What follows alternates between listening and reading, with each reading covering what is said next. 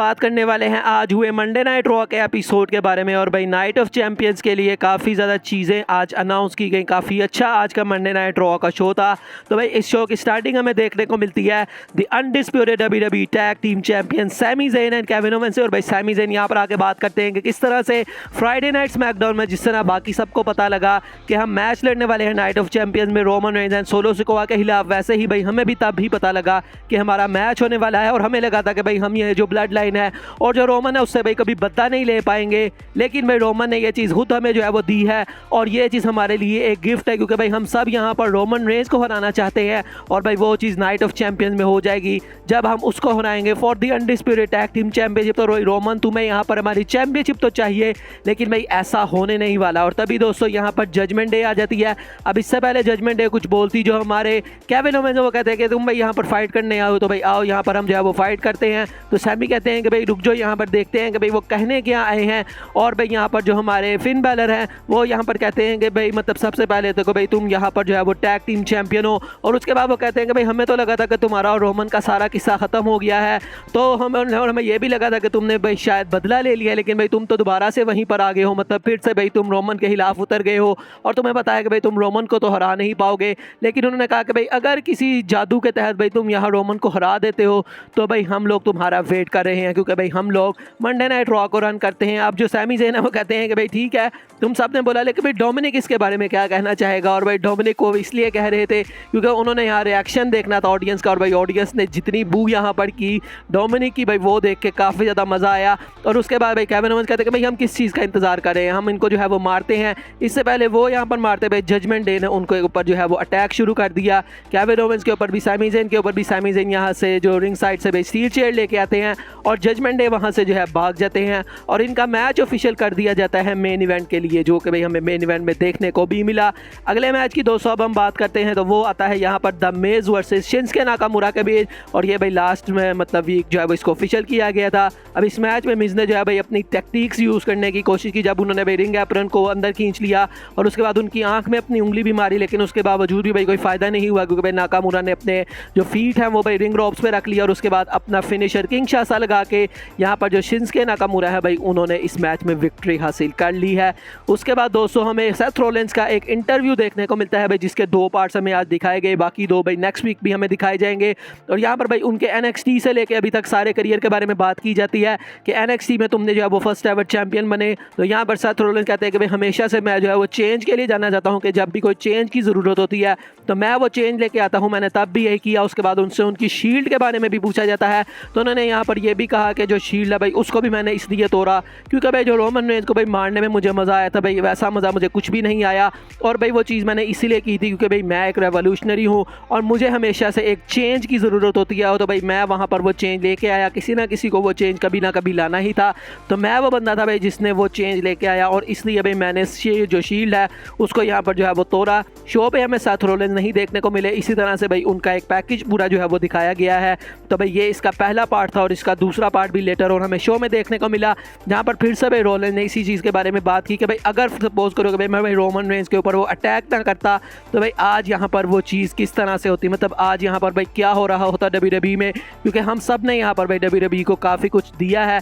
और उसके बाद भाई उनसे ये भी पूछा जाता है कि भाई तुम्हें क्या लगता है कि भाई अब वर्ल्ड हेवीवेट चैंपियनशिप की ज़रूरत क्यों है।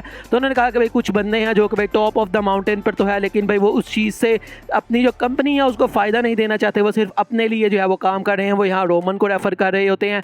और उसके बाद वो कहते हैं कि इसलिए भाई वर्ल्ड हेवीवेट चैंपियनशिप की ज़रूरत है, हमें एक चेंज की ज़रूरत है और भाई मैं फिर से वो चेंज लेके आऊँगा। उसके बाद उनसे पूछा जाता है कि भाई रोमन रेंज के बारे में तुम्हारा क्या कहना है कि भाई वो अनडिस्प्यूटेड चैंपियन है, तो भाई वो हमें नेक्स्ट वीक देखने को मिलेगा। उसके बाद दोस्तों शो पे आते हैं द रिंग जनरल इंपीरियम के लीडर गुंथर, जिन्होंने भाई अपना रिटर्न किया, अपना डेब्यू किया है मंडे नाइट रॉ पे। और भाई वो यहाँ पर आके बात करते हैं कि इस तरह से भाई आज एक बैटल रॉयल होने वाली है और भाई जो बंदा उसको जीतेगा वो मेरे साथ जो है वो फेस करेगा। उसके बाद हमें बैटल रॉयल भी देखने को मिलती है, ठीक ठाक बैटल रॉयल थी भाई। यहाँ पर जेसी मैकडोना, जोडी मैकडोना जो कि अभी अभी आए हैं, उनको डॉल्फ ज़िगलर एलिमिनेट कर देते हैं। और भाई बाद में वो जो है अटैक भी कर देते हैं डॉल्फ जिगलर के ऊपर। उसके अलावा भाई ओटिस और साथ में हमारे वो आइवर होते हैं भाई, उनको यहाँ पर ब्रॉन्सन रीड एलिमिनेट करते हैं।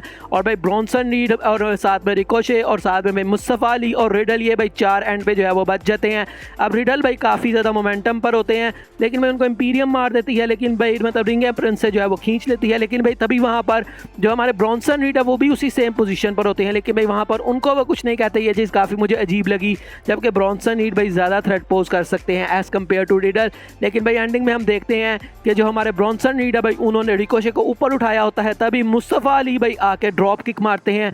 एंड इस तरह मुस्तफ़ा अली का भाई जो पुश स्टार्ट हुआ था वो अभी भी कंटिन्यू है, क्योंकि Mustafa Ali wins the battle royal. Next दोस्तों हमें बेकी लिंच देखने को मिलती हैं, और भाई बेकी लिंच यहाँ पर आके बात करती हैं कि किस तरह से भाई बचपन से हम लोग कुछ ऐसी चीज़ें होती हैं भाई जिनके बारे में हम हमेशा विश करते हैं और हमेशा भाई हम वो चीज़ें अचीव करना चाहते हैं। और उन्होंने कहा कि भाई मैंने भी ये चीज़ की कि भाई मैंने 2 ऐसी बंदियों के ऊपर भरोसा किया जिनको भाई मैं बचपन से आइडियलाइज़ करती आई थी। उन्होंने कहा कि जो मतलब कि लीटा है भाई उसने तो काफ़ी अच्छा काम किया, लेकिन भाई जो ट्रिश स्टेटस है मैं भाई इतनी ज़्यादा खुश थी इन दोनों को अपने साथ रखे कि भाई मैं देख ही नहीं सकी कि भाई ट्रिश ने कब भाई ये चीज़ की हो। भाई ट्रिश यहाँ पर मुझ पर हमला करना चाहती थी, मैं ये चीज़ को जो है वो देख नहीं सकी। उन्होंने कहा कि भाई लास्ट वीक उसने मेरी डॉटर को भी जो है बीच में घसीटा, तो अब भाई मेरे अंदर वो वर्जन आ चुका है जो कि भाई काफ़ी देर से मिसिंग था। और वो कहते हैं कि भाई नाइट ऑफ चैंपियंस में मैं तुम्हें एक मैच के लिए चैलेंज करती हूँ और भाई नाइट ऑफ चैंपियंस में मैं तुम्हें तोड़ फोड़ के रख दूंगी। तो इस तरह से भाई जो आज बेकी लिंच हैं उन्होंने चैलेंज थ्रो कर दिया है ट्रिश स्ट्रैटस को for a match at night of champions. और नेक्स्ट वीक हमें इनकी कॉन्ट्रैक्ट साइनिंग भी देखने को मिलेगी जो कि काफ़ी मज़ेदार होगी। नेक्स्ट दोस्तों में बैक से फिर से इंपीरियम देखने को मिलती है और भाई मुस्तफ़ा अली से उनकी बातचीत होती है। तो गुंतर उनको कहते हैं कि भाई मुझे पहले तो कॉन्ग्रेचुलेशन, लेकिन भाई तुम्हारे लिए काफ़ी रिग्रेटफुल ये बात होगी कि भाई तुम पूरी दुनिया भाई ट्रैवल करके जाओगे सऊदी अरेबिया, लेकिन भाई वहाँ पर मैं तुम्हें बीट करके रख दूंगा, तुम सिर्फ इसीलिए जाओगे। मुस्तफ़ा अली भाई इसका काउंटर क्वेश्चन उसी तरह से देते हैं कि हाँ भाई हैंड शेक करने के बाद कि ठीक है भाई तुम भी भाई यहाँ पर पूरी दुनिया ट्रैवल करोगे और सिर्फ इसलिए कि भाई मैं तुम्हें वहाँ पर बीट करूँ, और ना सिर्फ बीट करूँ बल्कि तुम्हारी इंटर कॉन्टिनेंटल चैंपियनशिप भी ले लूँ। गुंतर हंसने लग जाते हैं और मुस्तफ़ा अली कहते हैं कि हाँ भाई यही पॉजिटिविटी है, और भाई वो चले जाते हैं। उसके बाद हमें एक्जेवियर वुड्स और डोमिनिक का मैच देखने को मिलता है। भाई लास्ट वीक की तरह इनकी स्टोरीलाइन फिर से थी और इस बार भी भाई रेया रिप्ली की मदद से जो डोमिनिक है वो इस मैच को जीत जाते हैं। नेक्स्ट दोस्तों में जेडी मैकडोना का इंटरव्यू देखने को मिलता है जिसमें वो बात करते हैं कि भाई उन्होंने डॉल्फ जिगलर के ऊपर अटैक किया क्योंकि भाई वो एक इम्पैक्ट बनाना चाहते हैं, और भाई इम्पैक्ट बनाने के लिए डॉल्फ जिगलर से बढ़िया कुछ नहीं हो सकता। भाई वो एक लेजेंड है, उसने क्या कुछ यहाँ पर अचीव किया है। तो अब भाई सारे वो जो लॉकर रूम है उसको नोटिस पे जो है वो दे देते हैं, और यहाँ पर भाई वो जब जा रहे होते हैं तो भाई फिन बैलर हमें देखने को मिलते हैं। तो JD McDonagh is soon to be added in the Judgment Day. Next दोस्तों बात करते हैं अगले मैच की, तो वो आता है दोस्तों इंदु शेर वर्सेस एक लोकल टैलेंट था वहाँ का। तो भाई इंदु शेर ने फाइनली अपना डेब्यू कर लिया है मंडे नाइट रॉ पे। तो भाई काफ़ी ज़्यादा इन्होंने अच्छा यहाँ पर परफॉर्म किया और मैच को भी जीत गए, और मैच खत्म होने के बाद भी जिंदर महल यहाँ कहते हैं कि भाई हम यहाँ पर अब जो मंडे नाइट रॉ है उसको रन करेंगे।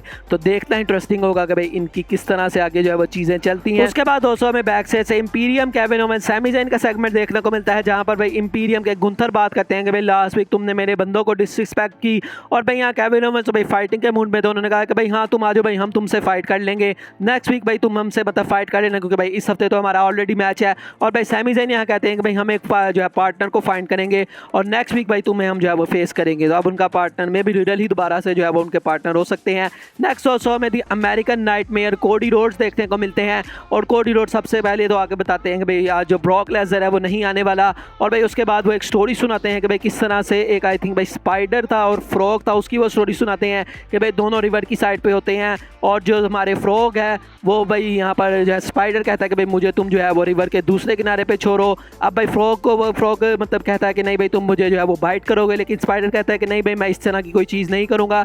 लेकिन भाई जब वो रिवर के सेंटर में जाते हैं तो स्पाइडर उसको जो है वो डस लेता है। अब वो क्यों डसता है, क्योंकि भाई वो उसकी नेचर है, और भाई वो इसको क्यों कह रहे थे, उन्होंने कहा कि भाई जो ब्रॉक लेसनर है वो भी यहाँ पर भाई सेम चीज़ है, उससे भी भाई यहाँ पर हमेशा जो है वो डसना है, उसकी भी ये जो है वो आदत है। और उन्होंने यहाँ पर कहा कि भाई वो यहाँ पर क्यों भाई वो सबसे टॉप पर है, क्योंकि भाई 99.9% जो हमारा रोस्टर है वो भाई ब्रॉक लेसनर से यहाँ पर जो है वो डरता है, और ब्रॉक लेसनर उन सबसे जो है वो सुपीरियर है, इसलिए भाई ब्रॉक लेसनर अभी तक WWE में सर्वाइव कर चुका है। और उन्होंने बैकलैश की अपनी विक्ट्री के बारे में भी बात की कि भाई ब्रॉक लेसनर कहता है कि भाई तुमने चीप तरीके से विक्ट्री हासिल की। उन्होंने कहा कि भाई ये कोई चीप तरीका नहीं था, भाई मैंने रेसलिंग मूव से काउंटर किया, और मैंने यहाँ पर मतलब कि तुम्हें मैच में हराया। और उन्होंने कहा कि भाई ठीक है तुमने बाकी सब तो ठीक है, लेकिन क्या तुमने भाई अपना चेहरा देखा है, तुम अपने आप को बड़ा कहते हो, लेकिन भाई मैं तुम्हें सिर्फ इस मतलब चीज़ से देखता हूँ कि भाई तुम वो बंदे हो जो कि बैकलैश में हारे और तुम्हारे मुंह पे भाई वो निशान है और तुम्हें स्टिचेस हैं, और मैं वो बंदा हूँ जिसने वो सारी चीज़ें जो है वो की हैं। और उसके बाद भाई वो ब्रॉक लेसनर को ये भी कहते हैं कि भाई तुम ये चीज़ें सारे सिर्फ बहाने हैं, अगर भाई मैं तुमसे 20 सेकंड में भी जीत जाता और मैं तुमसे भाई सही तरीके से भी जीत जाता तब भी तुमने मेरे साथ यही चीज़ें जो है वो करनी है। और नाइट ऑफ चैंपियंस में वो उनके चैलेंज को भी एक्सेप्ट कर लेते हैं और नेक्स्ट वीक भाई हमें ये दोनों एक साथ देखने को मिलेंगे। नेक्स्ट दोस्तों रकेल रोड्रिगेज और हमारी मतलब चेल्सी ग्रीन का मैच होता है जिसको भाई रकेल जीत जाती है। मैच खत्म होने के बाद यहाँ पर जो रोंडा राउजी और शैना ब्लेजलर हैं उन्होंने भाई यहाँ अटैक कर दिया है और वो नेक्स्ट इन लाइन होगी for the tag team championship. उसके बाद हमें गुंथर बैक स्टेज पे भाई एक बंदे से हाथ मिलाते हुए दिखाई देते हैं और वो बंदे थे पॉल हेमन। तो भाई कुछ एग्रीमेंट उन्होंने किया है सैमी ज़ेन केविन ओवेंस को तोड़ने के लिए। और भाई यहाँ पर जो हमारे पॉल हेमन है वो क्यों आए थे भाई, जबकि वो उसको फ्राइडे नाइट स्मैकडाउन का पार्ट है तो भाई उन्होंने हाथ में मोबाइल पकड़ा हुआ था और भाई वहाँ पर विजिटिंग कार्ड था जहाँ पर लिखा हुआ था विजिटर, साथ में पॉल हेमन का नाम और साथ में डेट मेंशन थी। तो इस तरह से भाई जो हमारे पॉल हेमन है वो यहाँ पर जो है वो आते हैं। उसके बाद भाई सेथ फ्रीकिन रॉलिंस का दूसरा में पार्ट दिखाया जाता है भाई जहाँ पर उनसे पूछा जाता है कि भाई तुम्हारा ये जो करैक्टर है भाई इसमें क्या खासियत है। तो उन्होंने कहा कि भाई ये एक ऐसा करैक्टर है भाई जहाँ जो कि भाई काफ़ी ज़्यादा पॉपुलर है और भाई मुझे इस दफ़ा चैंपियनशिप जीतने की इसलिए ज़रूरत है क्योंकि भाई इस बार मैं चैंपियनशिप के पास नहीं जा रहा बल्कि ऑडियंस खुद चाहती है कि सेथ फ्रीकिन रॉलिंस एक चैंपियन बने और ऑडियंस इस दफ़ा चेंज चाहती है और ऑडियंस इस करैक्टर को एंजॉय कर रही है। तो इस तरह से हमें इंटरव्यू देखने को मिलता है। शो की मेन इवेंट में हमें टैग टीम मैच देखने को मिलती है between Sami Zayn Kevin Owens and the Judgment Day. ठीक ठाक मैच था, काफ़ी ज़्यादा इसको टाइम दिया गया, लेकिन एंडिंग में हम देखते हैं कि भाई इंपीरियम इस मैच में इन्वॉल्व हो जाती है। और इंपीरियम यहाँ क्यों आई थी, क्योंकि भाई उन्होंने पॉल हेमन के साथ एक एग्रीमेंट किया था और यहाँ पर भाई सैमी ज़ेन को थोड़ा बहुत डिस्ट्रैक्शन हुई, लेकिन उसके बावजूद भी भाई सैमी ज़ेन ने काउंटर किया, हेलुआ किक भी लगाई, लेकिन जब वो काउंटिंग करने लगते हैं तो भाई इंपीरियम यहाँ पर जो है आ जाती है और इस तरह से भाई डिस्ट्रैक्शन कॉज्ड होती है और फिन बैलर भाई यहाँ पर अपना फिनिशर लगा के इस मैच को जीत जाते हैं। तो इस तरह से सैमी ज़ेन केविन ओवेंस को मिल चुकी है एक loss as the undisputed WWE tag team champions. और पॉल हेमन भाई यहाँ पर जो है वो मौजूद होते हैं और भाई वो यहाँ पर स्माइल कर रहे होते हैं, फ़ोन पे शायद बात भी किसी से कर रहे होते हैं। तो इस तरह से भाई जो मंडे नाइट रॉ है उसका शो हमें देखने को मिलता है। तो काफ़ी अच्छा आज का शो था, मतलब काफ़ी चीज़ें जो है वो हमें देखने को मिली। आपको ये शो कैसा लगा आप मुझे ज़रूर बताएं। बाकी दोस्तों आज की वीडियो यही तक थी, अच्छी लगी हो तो लाइक ज़रूर कीजिएगा और चैनल को सब्सक्राइब लाजमी कीजिएगा। मिलेंगे नेक्स्ट वीडियो में, तब तक के लिए अल्लाह हाफिज़।